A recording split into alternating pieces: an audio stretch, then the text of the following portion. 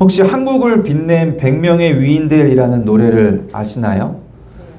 제가 어렸을 때는 학교에서 선생님들이 강제로 외우도록 시키기도 했던 그런 유명한 곡입니다.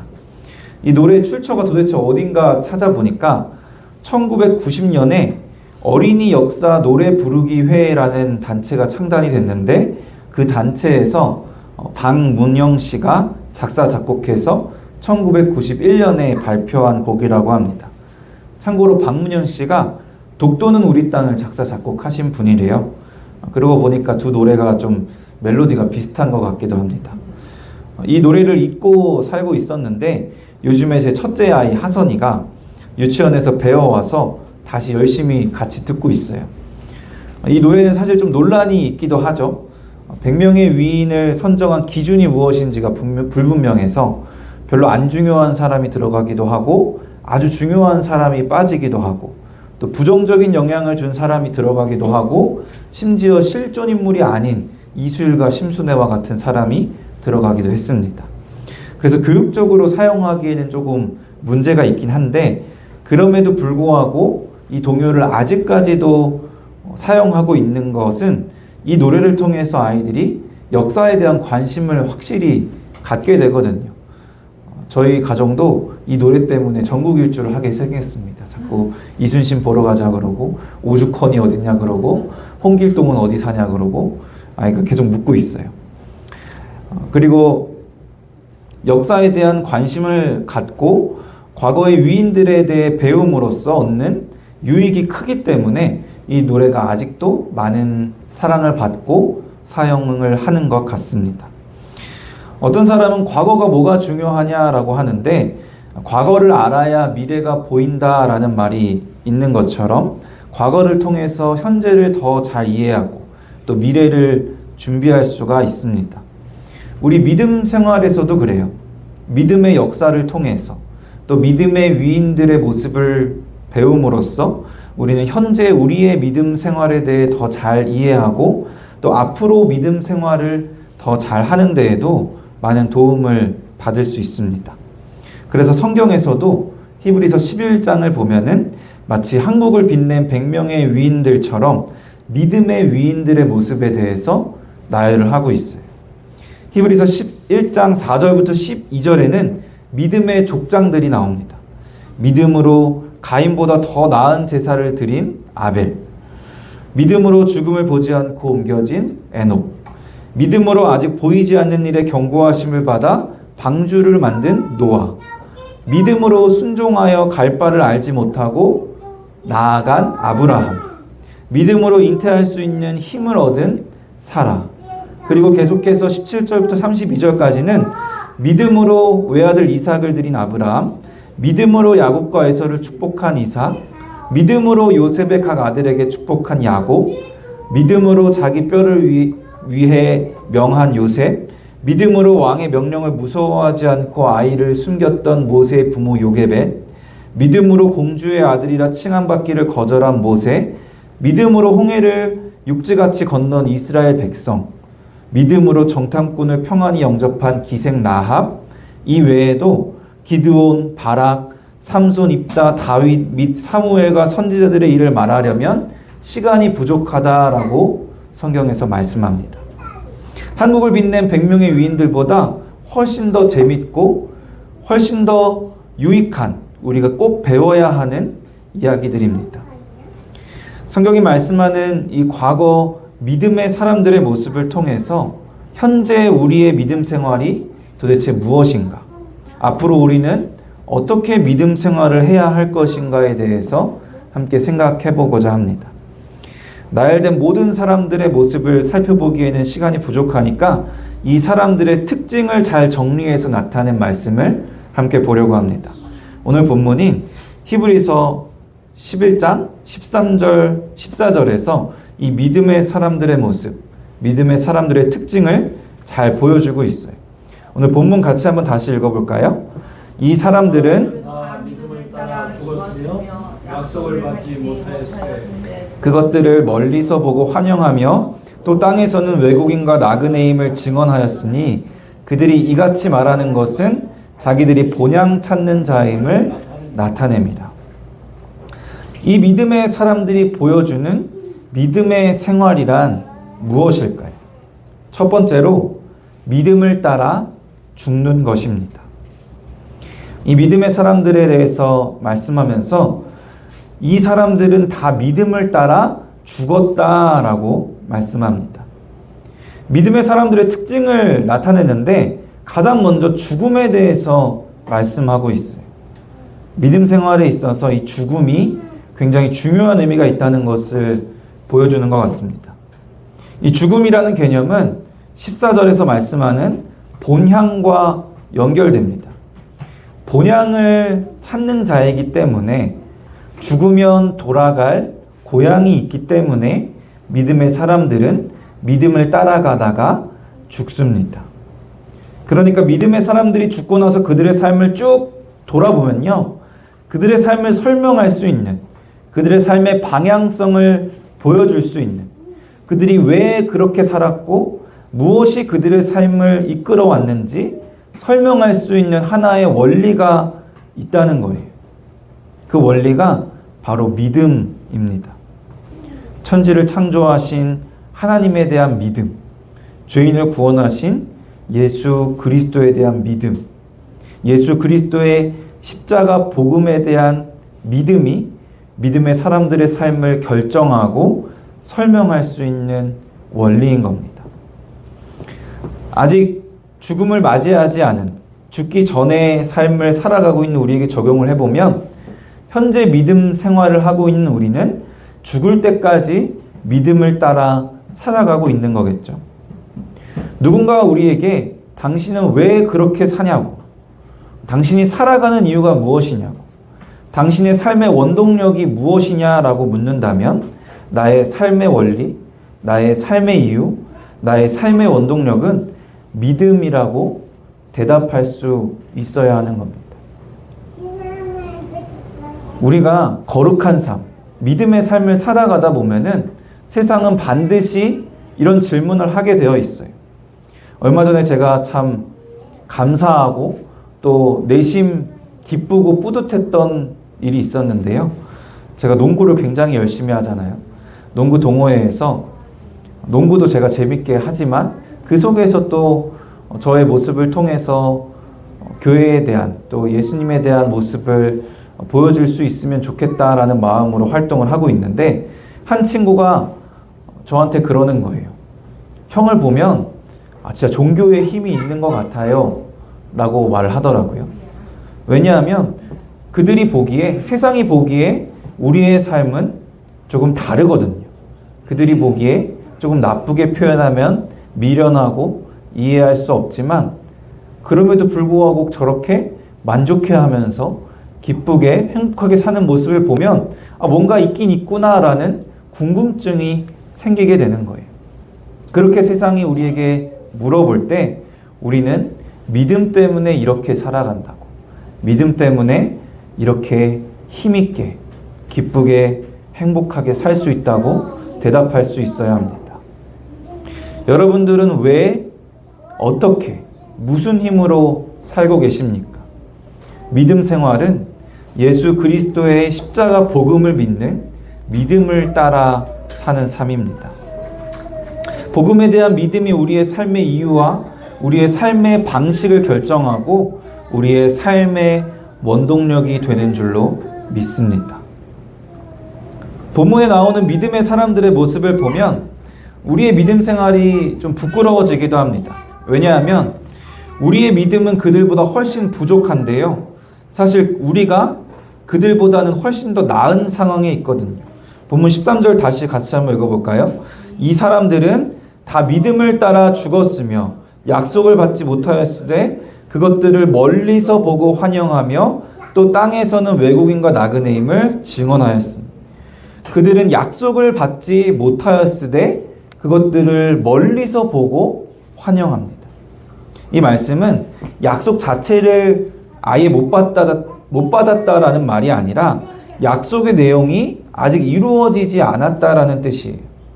예수 그리스도를 통해 완성된 구원의 약속이 예수님이 아직 이 땅에 오시지 않았기 때문에 아직 이루어지지 않은 상황이지만 그들은 그것들을 멀리서 보고 믿고 환영했다는 겁니다.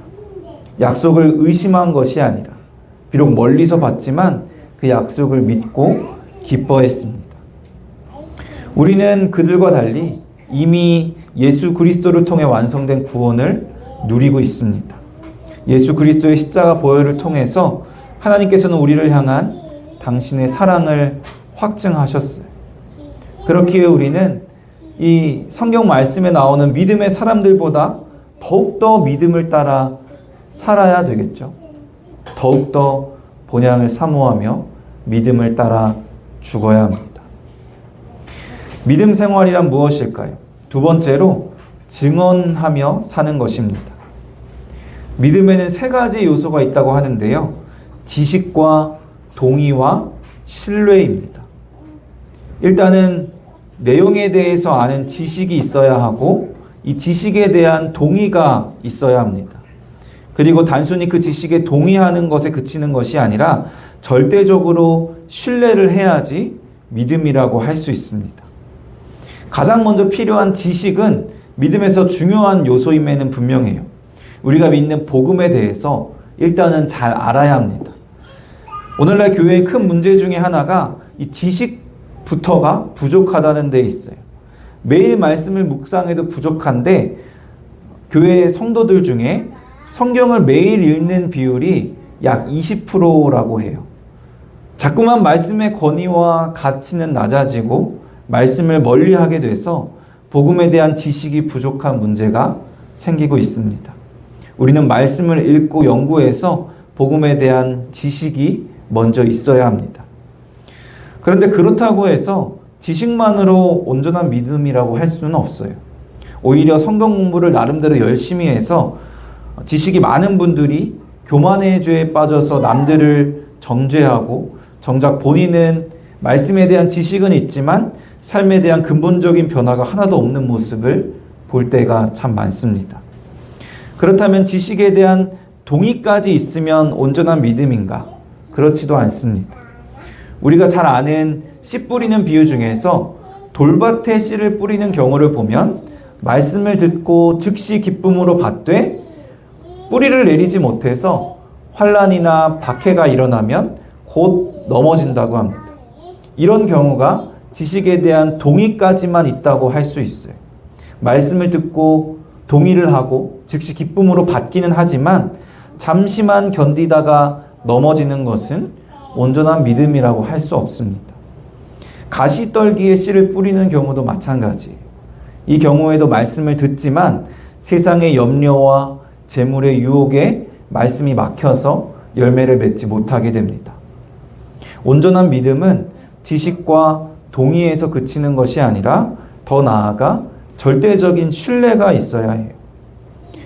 이 절대적인 신뢰가 있는지 어떻게 판단할 수 있냐면 삶에 대한 근본적인 변화가 일어나고 믿음의 증거가 있냐라는 겁니다. 좀 더 정확하게 말하면 삶에 대한 변화가 있을 수밖에 없고 증거가 나타날 수밖에 없습니다. 그래서 야고보서에는 행함이 없는 믿음은 죽은 믿음이라고 말씀하고 예수님께서는 열매로 그들을 알리라 라고 말씀하신 겁니다. 그리고 그 행함, 그 열매, 그 믿음의 증거 중에 하나가 바로 증언이라고 할 수 있어요. 13절 하반절 14절 같이 읽어볼까요? 땅에서는 외국인과 나그네임을 증언하였으니 그들이 이같이 말하는 것은 자기들이 본향 찾는 자임을 나타냅니다. 믿음의 사람들은 본향을 찾는 자, 천국을 사모하는 자이기 때문에 이 땅에서는 나그네임을, 외국인임을 증언합니다. 우리는 삶으로 우리가 이 땅에서 외국인임을, 나그네임을 증언해야 합니다. 우리는 천국의 시민이거든요.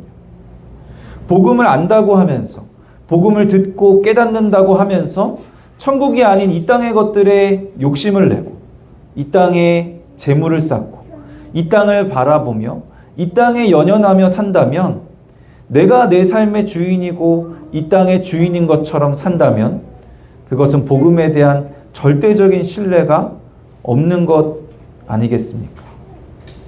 복음에 대한 참된 믿음이 있다면, 진짜 믿음이 있다면 우리의 삶에 근본적인 변화가 있어야 합니다. 이 땅에서 외국인으로 사는 삶을 통해서 이 세상의 복음을 증언해야 합니다. 이 땅에서 나그네로 사는 삶을 통해서 우리가 본향을 찾는 자임을, 정말로 천국이 있음을 증언해야 합니다. 믿음 생활이란 복음에 대한 지식과 동의에 그치는 것이 아니라 복음을 절대적으로 신뢰함으로 증언하며 사는 것입니다.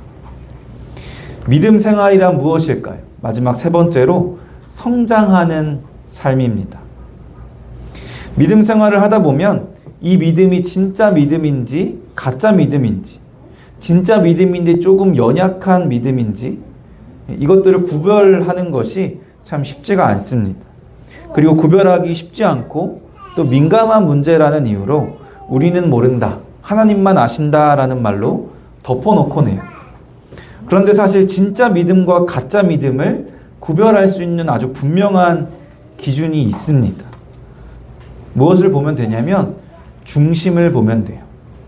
진짜 믿음의 중심에는 예수 그리스도가 있습니다. 예수 그리스도를 사랑하고 예수 그리스도를 따라가고 예수 그리스도를 닮고 싶은 그 마음이 있어요. 반면에 가짜 믿음의 중심은 예수 그리스도가 아니에요. 물론 그 안에도 예수 그리스도가 그 안 어딘가에 있을 수는 있지만 예수님이 중심은 아닙니다. 그냥 다른 모든 것들 중에 하나로 변두리에 있을 뿐이에요. 그리고 그 중심이 결국 뭐가 되냐면 우상이 되는 거예요. 그리고 보통의 많은 경우는 그 중심, 그 우상은 자기 자신입니다. 겉으로는 거룩하고 종교적인 모습으로, 말로는 예수님을 위해서 예수님을 따라 산다고 하지만 예수 그리스도를 위한 삶이 아니라 나를 위한 삶을 살아가고 예수 그리스도의 유익이 아니라 나의 유익을 쫓게 되는 겁니다. 나를 위한 예수 그리스도를 만들고 자꾸 하나님을 이용하려고 하죠. 중심이 다른 진짜 믿음과 가짜 믿음의 차이가 어떻게 드러나느냐 하면 진짜 믿음은 우리를 성장하게 하지만 가짜 믿음은 우리를 성장하게 하지 못합니다. 진짜 믿음은요, 예수 그리스도를 중심에 모셨기 때문에 예수 그리스도를 닮고 싶어지거든요. 더럽고 추악한 죄인이 진짜 믿음이 있으면 하나님이신 예수님을 닮아가게 되는 겁니다. 우리의 힘으로 할 수 없지만 중심에 예수님이 있기 때문에 예수님의 능력으로 예수님을 조금씩 닮아가게 됩니다. 그래서 진짜 믿음이 있으면 성장하는 삶을 살게 되는 거예요. 물론 이 땅에서는 온전히 예수님을 닮을 수는 없지만 믿음이 원동력이 돼서 예수님이 능력이 돼서 삶의 근본적인 변화가 조금씩 생기게 되는 거예요. 이것을 신학적인 용어로 하면 성화라고 합니다. 예수님을 닮아가고 싶은데 완전히 닮을 수는 없으니까 이 땅에 살아가는 동안에는 완전해지기 전까지는 끊임없이 성장을 갈망하고 또 성장하며 살아갈 수밖에 없습니다. 죄를 미워하고 버리고 싶은데 이 땅에서는 완전히 이 죄를 버릴 수가 없으니까 끊임없이 거룩함을 갈망하며 죄를 내려놓기 위해 노력하며 살아가게 되는 거예요. 그래서 진짜 믿음에는 조금 연약한 믿음, 조금 더 성숙한 믿음이 있을 수는 있어요. 얼마나 예수님을 닮아가고 있느냐, 어떤 과정 중에 있느냐의 차이는 있습니다. 그것을 믿음의 크기라고 표현하기도 하고 또 믿음의 분량이라고 표현하기도 하는 거죠. 그러나 가짜 믿음에는요, 성장이 없어요. 따라가고 싶은 대상도 없고 또 변화시킬 수 있는 원동력, 능력도 없습니다. 그저 중심이 되는 나 자신을 이것저것으로 채우고 만족시키는 데 그칠 수밖에 없는 삶이에요. 세속적인 성장이 없다는 의미는 아닙니다. 세상 사람들이 저 같은 목사보다 훨씬 더 똑똑하고 대단하잖아요. 그러나 가짜 믿음에는 진정한 의미의 성장, 영적인 성장, 믿음의 성장은 없습니다. 사랑하는 성도 여러분, 여러분들은 무엇을 위해, 어떻게, 무슨 힘으로 살고 계십니까? 오직 복음에 대한 믿음으로 사시기를 바랍니다. 성경이 알려주는 믿음의 사람들의 모습을 따라서 천국 갈 때까지, 본향으로 돌아갈 때까지 오직 믿음을 따라 살아가고, 복음에 대한 절대적인 신뢰로 우리의 삶이 근본적으로 변화되어서 복음을 증언하는 삶을 살아가고, 예수 그리스도를 닮아감으로써 조금씩 날마다 성장하는 삶을 사는 저와 여러분이 되기를 주님의 이름으로 간절히 축원합니다.